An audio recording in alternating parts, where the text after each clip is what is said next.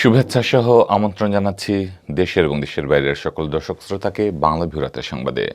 সংবাদ আয়োজন নিয়ে বার্তা কক্ষে রয়েছি আমি সত্যজিৎ সিংহ। বিস্তারিত সংবাদের শুরুতেই জানিয়ে দিচ্ছি লতিফ ট্রাভেলস সংবাদ শিরোনাম।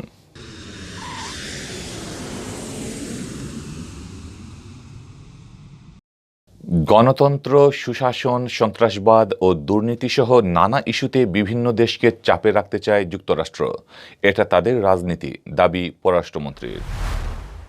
সাজাপ্রাপ্ত আসামি হিসেবে খালেদা জিয়া রাষ্ট্রপতির কাছে ক্ষমা চাইতে পারেন, ক্ষমা পেলে তবেই যেতে পারবেন বিদেশ, বলেছেন আওয়ামী লীগের সিনিয়র যুগ্ম সাধারণ সম্পাদক মাহবুবুল আলম হানিফ। প্রথম সেশনের বিপর্যয় কাটিয়ে স্বস্তি ফেরালেন লিটন মুশফিক। পাকিস্তানের বিরুদ্ধে টেস্টেও প্রথম দিনে বাংলাদেশের সংগ্রহ 4 উইকেটে 253।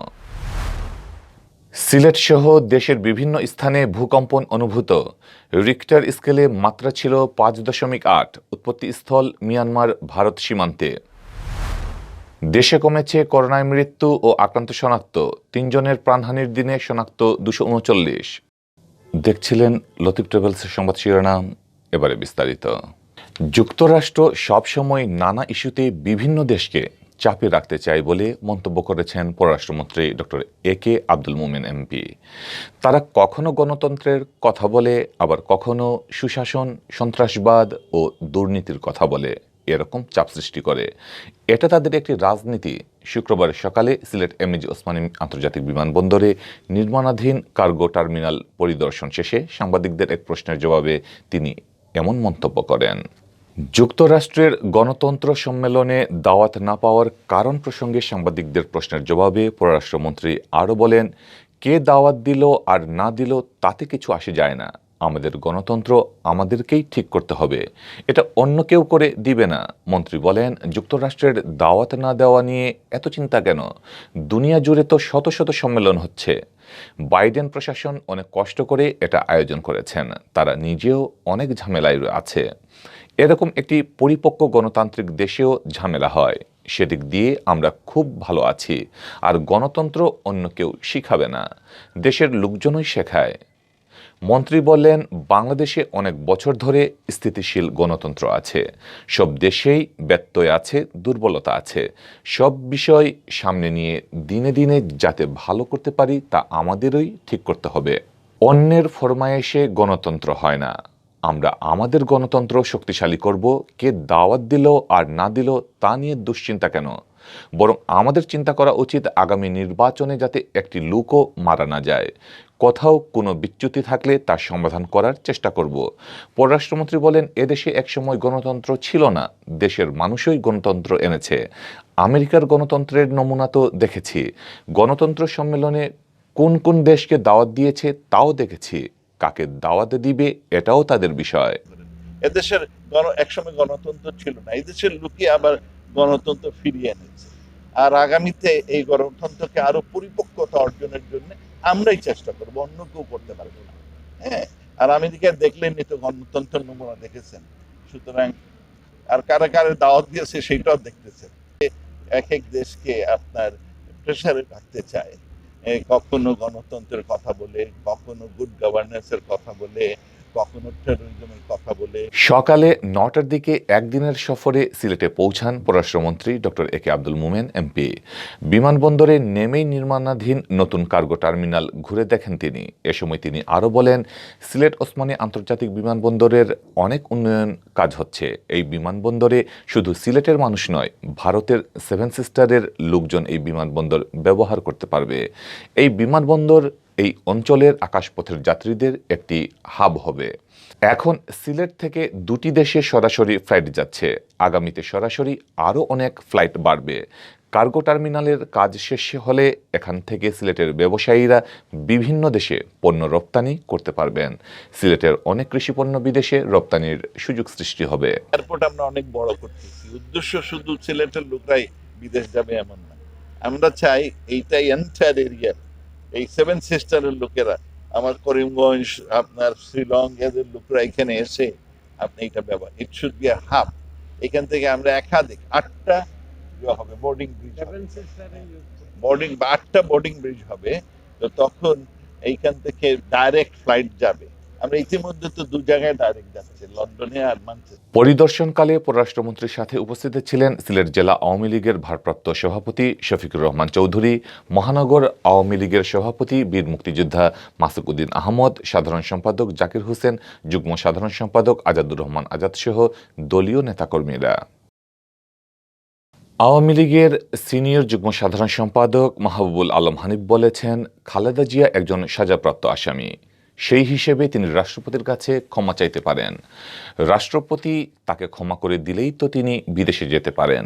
শুক্রবার জাতীয় প্রেস ক্লাবে বিশ্ব সন্ত্রাস জঙ্গিবাদ ও হোলি আর্টিজান মুম্বাই হামলা শীর্ষক আলোচনা সভায় তিনি এসব কথা বলেন।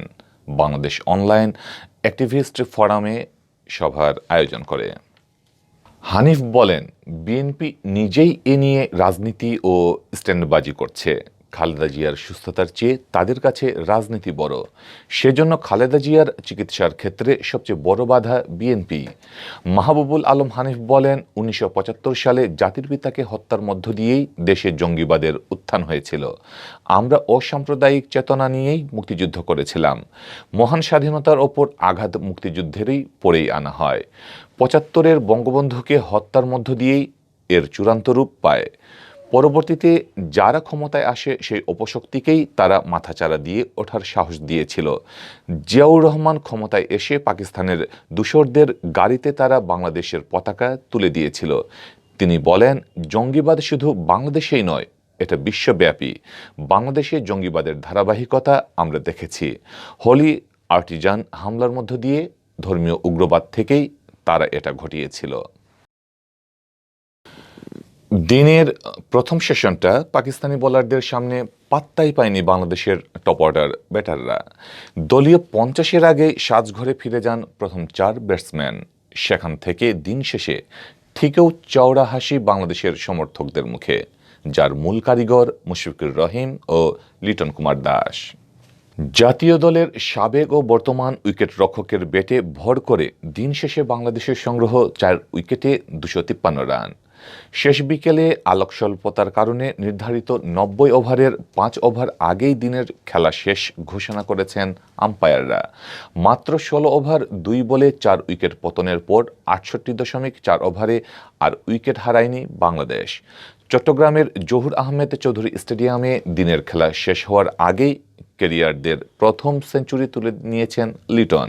ক্যারিয়ারের 26তম টেস্টের 43তম ইনিংসে 3 অঙ্কে পৌঁছতে তিনি খেলেছেন 199টি বল, যেখানে ছিল 10-4 ও 1টি 6-এর মার। দিন শেষে লিটন অপরাজিত রয়েছেন 225 বলে 113 রান করে।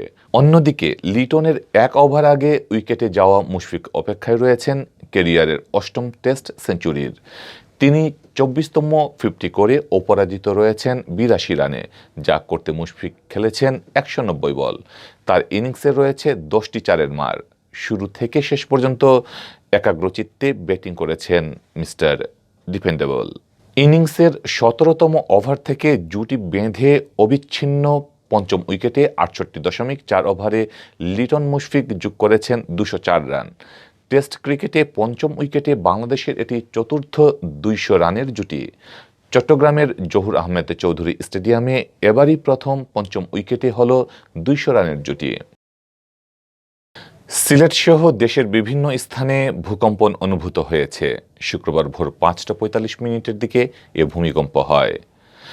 ইউরোপিয়ান মেডিটেরিয়ান সিসমোলজিক্যাল সেন্টার ইএসএমসি বলছে, ভূমিকম্পটির উৎপত্তি স্থল চট্টগ্রাম থেকে 175 কিলোমিটার পূর্বে। ভূপৃষ্ঠ থেকে এর গভীরতা ছিল 42 কিলোমিটার। ইএসএমসি বলছে, ভূমিকম্পটির উৎপত্তি মিয়ানমার ভারত সীমান্তে। রিক্টার স্কেলে যার মাত্রা ছিল 5.8। ভূপৃষ্ঠ থেকে 60 কিলোমিটার গভীরে ছিল এর অবস্থান। তবে মার্কিন ভূতাত্ত্বিক জরিপ সংখ্যা ইউএসজিএস এর তথ্য মতে ভূমিকম্পটির উৎপত্তি স্থল মিয়ানমারের হাখা শহর থেকে 19 কিলোমিটার উত্তর পশ্চিমে এবং রিক্টার স্কেলে ভূমিকম্পের মাত্রা ছিল 6.1। ভূপৃষ্ঠ থেকে 32.8 কিলোমিটার গভীরে ছিল এর অবস্থান। আর বাংলাদেশ আবহাওয়া অধিদপ্তরের ভারপ্রাপ্ত কর্মকর্তা মমিনুল ইসলাম জানিয়েছেন, ভূমিকম্পের মাত্রা ছিল 5.8। ঢাকা থেকে 347 কিলোমিটার দূরে এর উৎপত্তি। শেষ করব দেশের করোনা পরিস্থিতির খবর দিয়ে। প্রাণঘাতী করোনা ভাইরাসে আক্রান্ত হয়ে রাজধানীসহ সারা দেশে গত ২৪ ঘন্টায় আরও ৩ জনের মৃত্যু হয়েছে। তাদের মধ্যে একজন পুরুষ ও ২ জন নারী। তারা সবাই সরকারি হাসপাতালে চিকিৎসাধীন অবস্থায় মারা গেছেন।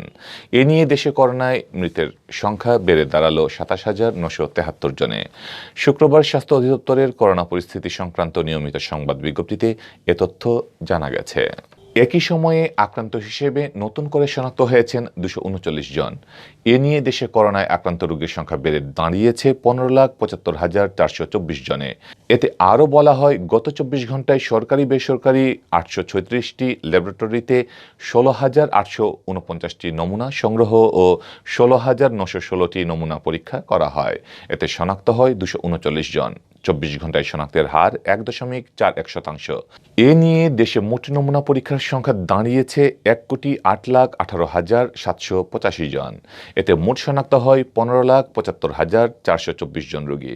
নমুনা পরীক্ষার বিপরীতে রোগী শনাক্তের মোট হার ১৪.৫৬%। ২৪ ঘন্টায় মারা যাওয়াদের মধ্যে ১০ঊর্ধ্ব ১ জন, ৪০ঊর্ধ্ব ১ জন ও ৫০ঊর্ধ্ব ১ জন। এছাড়া বিভাগ ওয়ারি হিসাবে ঢাকায় ১ জন ও খুলনা বিভাগে ২ জন মারা গেছেন। বাকি ৬ বিভাগে কারও মৃত্যু হয়নি। বিজ্ঞপ্তিতে আরও বলা হয়, একদিনে সেরে উঠেছেন ২৭৭ জন। এ নিয়ে করোনায় আক্রান্ত হওয়ার পর চিকিৎসা শেষে সুস্থ রোগীর সংখ্যা বেড়ে দাঁড়িয়েছে ১৫,৩৯,৮৩৯ জনে। প্রতি ১০০ জনের সুস্থতার হার ৯৭.৭৪%। দেশে গত বছরের ১৮ মার্চ থেকে আজ পর্যন্ত করোনায় মারা গেছেন ২৭,৯৭৩ জন। তাদের মধ্যে পুরুষ ১৭,৯০০ জন ও নারী ১০,০৬৭ জন। এই ছিল এখনকার মতো সংবাদ। পরবর্তী আঞ্চলিক ভাষার সংবাদ দেখার আমন্ত্রণ জানিয়ে বিদায় নিচ্ছি। সাথে থাকার জন্য ধন্যবাদ।